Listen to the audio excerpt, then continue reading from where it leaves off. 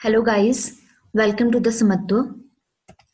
Last video में हमने discuss किया था कि हार्डी वाइनबर्ग प्रिंसिपल क्या है और उन्होंने दो इक्वेशंस दी थी किसी भी पॉपुलेशन की एलेलिक और जीनोटाइप की फ्रीक्वेंसी को कैलकुलेट करने के लिए। और वो इक्वेशंस क्या थी? फर्स्ट इक्वेशन थी एलेलिक फ्रीक्वेंसी को कैलकुलेट करने के लिए, that is p plus q is equal to 1। And next equation थी for genotype frequencies p square plus 2pq plus q square is equal to 1। तो आज हम डिस्कस करेंगे कि p क्या है, q क्या है और इसकी हेल्प से हम कैसे किसी भी एलील और जीनोटाइप की फ्रीक्वेंसी को कैलकुलेट कर सकते हैं। तो यहाँ पे कंसिडर करते हैं कि एक जीन है, उसके पास 2 एलील्स प्रेजेंट है। हम इतने सारे पॉपुलेशंस को देखते हैं, हर एक पॉपुलेशंस के अंदर क्या होता है, कुछ ना कुछ करेक्टर्स प्रेजेंट होते हैं, जैसे आई कलर, हेयर कलर। तो जो भी वो करेक्टर है, अल्टीमेटली उस करेक्टर को कौन कंट्रोल करता है? जीन्स कंट्रोल करती है। और वो जीन्स एक्चुअल में किससे बनती है, कैसे वो करेक्टर को कंट्रोल कर रही है? तो उसके अंदर क्या होती है, आपकी एलील्स प्रेजेंट होती है। एलील कहाँ से आती है? एक एलील मदर से आती है और दूसरी एलील फादर से आती है। अब हमने यहाँ पे एग्जाम्पल लिया कि एक जीन है और उसके पास क्या होगी, 2 एलील्स प्रेजेंट होगी। एक यहाँ पे कैपिटल ए और दूसरी क्या है, स्मॉल ए है। अब जो यहाँ पे कैपिटल ए है वो रिप्रेजेंट करता है the frequency of dominant allele, जिसे हम सिंबलाइज करते हैं पी से। और जो स्मॉल ए है वो क्या है आपकी, किस चीज को यहाँ पे रिप्रेजेंट कर रहा है? The frequency of recessive allele, जिसे हम रिप्रेजेंट करते हैं क्यू से। अब हार्डी वाइनबर्ग प्रिंसिपल के अकॉर्डिंग जब भी हम इन दोनों फ्रीक्वेंसी को ऐड करेंगे, डोमिनेंट एलील को प्लस रिसेसिव एलील को, तो उसका सम हमेशा किसके इक्वल आता है? 1 के इक्वल आता है। जैसे आप इस पिक्चर में देख सकते हो कि if there are only 2 alleles for a trait in a population, then p plus q is equal to 1। मतलब जब हम इन दोनों फ्रीक्वेंसी को ऐड करेंगे तो उसका सम किसके इक्वल होगा? 1 के। एंड p क्या बता रहा है यहाँ पे? The frequency of dominant allele. And q क्या बता रहा है? Frequency of recessive allele. तो यहाँ पे यही है। So therefore the sum of alleles in a population is always equal to 1 और 100%। नेक्स्ट क्वेश्चन ये राइज होता है कि कैसे हम जीनोटाइप की फ्रीक्वेंसी को कैलकुलेट कर सकते हैं। तो अब जीन है, जीन्स के अंदर क्या प्रेजेंट है? दोनों एलील्स प्रेजेंट है। और ये दोनों एलील्स कहाँ से आई है? एक एलील मदर से आई है और एक एलील किससे आई है? फादर से आई है। अब आप इस पिक्चर में देख सकते हो यहाँ पे क्या है, कैपिटल ए और कैपिटल ए, मतलब दोनों एलील क्या है? सेम है। तो इसे हम कहते हैं होमोजाइगस। होमो का मतलब क्या होता है? सेम। और साथ में क्या बोला? डोमिनेंट बोला। डोमिनेंट क्यों कहा इसे? क्योंकि दोनों के दोनों एलील कैसी है? डोमिनेंट एलील है। अगर हमें किसी भी पॉपुलेशन में होमोजाइगस डोमिनेट की जीनोटाइप की फ्रीक्वेंसी को कैलकुलेट करना हो तो उसे हम कैसे कैलकुलेट कर सकते हैं? With the help of p square. Next है आपका the frequency of genotype small a small. Small a भी क्या है? सेम एलील है, एक मदर से आई है और एक फादर से आई है। और तो इसलिए क्या बोला? होमोजाइगस। एंड रिसेसिव क्या बोला? क्योंकि दोनों एलील क्या है? रिसेसिव है। तो इसे हम कैलकुलेट कर सकते हैं with the help of Q square. And last है हेट्रोजाइगस। हेट्रोजाइगस क्या है?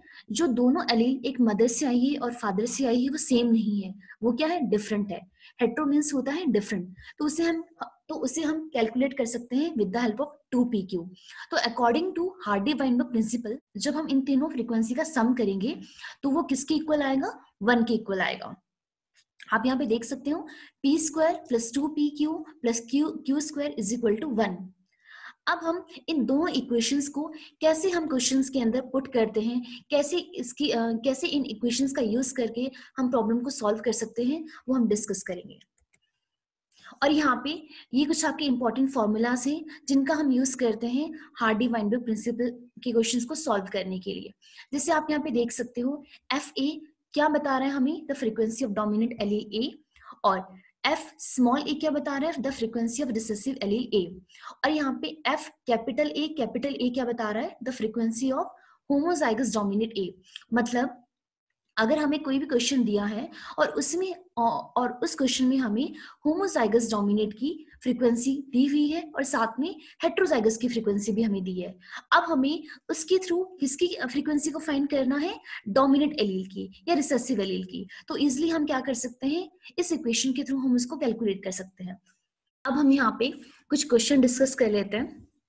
सबसे फर्स्ट आपका क्वेश्चन है जो नीट 2014 में पूछा गया है।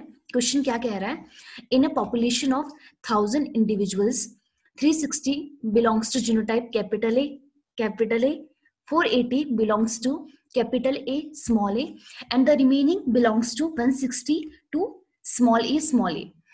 Based on this data, the frequency of allele A in the population is, option is 0.4, 0.5, 0.6, 0.7. तो अब इस क्वेश्चन को हम कैसे सॉल्व करेंगे? तो सबसे इंपॉर्टेंट चीज, हमें यहाँ पे किसका नंबर दिया है? यहाँ पे जो जीनोटाइप कैपिटल ए है, इसकी भी पॉपुलेशन बताई है, हेट्रोजाइगस की भी बताई है, और यहाँ पे क्या है हमारे पास, रिसेसिव एलील है, उसका भी नंबर दिया है. तो आप यहाँ पे देख सकते हो, सबसे पहले हमने क्या किया, अब इस जीनोटाइप को कितने इंडिविजुअल्स बिलोंग कर रहे थे, 360, और टोटल कितनी पॉपुलेशन थी, 1000.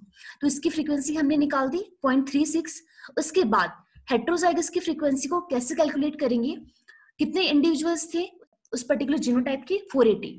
तो 480 डिवाइडेड बाय 1000, फ्रीक्वेंसी कितनी आ गई, 0.48. और लास्ट है आपका the frequency of homozygous recessive. तो कितने इंडिविजुअल्स बिलोंग कर रहे थे, 160, और टोटल कितने थे आपकी, 1000. तो इसकी क्या आ गई, इसकी फ्रीक्वेंसी कितनी आ गई, 0.16.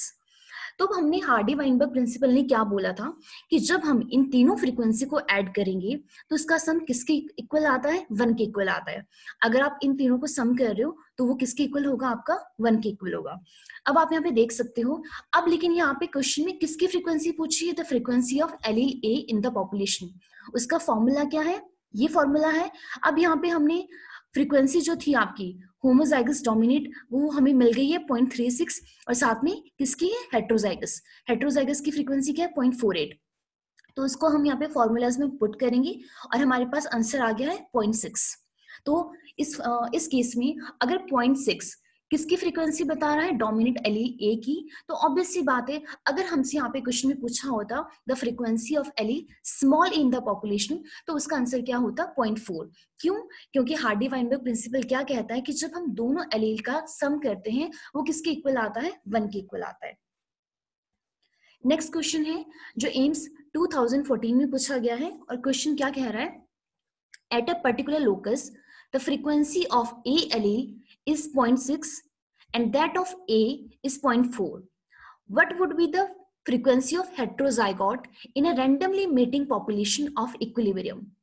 अब इस केस में हमें क्या दिया गया है, जो दोनों एलील है आपकी, dominant allele and recessive allele, उन दोनों की क्या दी है, फ्रीक्वेंसी बताई है, लेकिन अब हमें किसकी फ्रीक्वेंसी बतानी है, हेट्रोजाइगस की. तो हम इसको कैसे करेंगे, हेट्रोजाइगस की अगर हमें फ्रीक्वेंसी को कैलकुलेट करना है, उसका फॉर्मूला क्या होता है, 2 इंटू पी इंटू क्यू. तो हमारे पास यहाँ पे पी भी गिवन है, पी क्या है 0.6 और क्यू क्या है 0.4. तो यहाँ पे पी क्या है 0.6 एंड क्यू क्या है 0.4.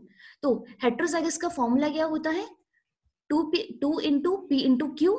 तो हम इसका आंसर क्या आ गया, 0.48.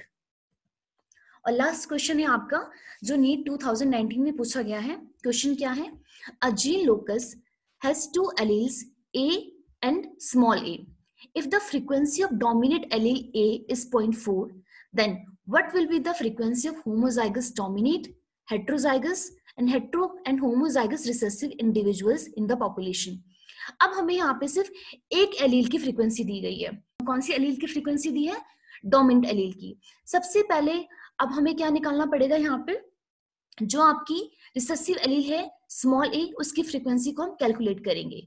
तो उसको हम कैसे करेंगे, हमारे पास हमें पी गिवन है और हमें क्या निकालना है, क्यू निकालना है. तो एलील की फ्रीक्वेंसी को हम कैसे कैलकुलेट कर सकते हैं, p plus q is equal to 1. तो पी गिवन है, क्यू कितना आ जाएगा हमारे पास 0.6.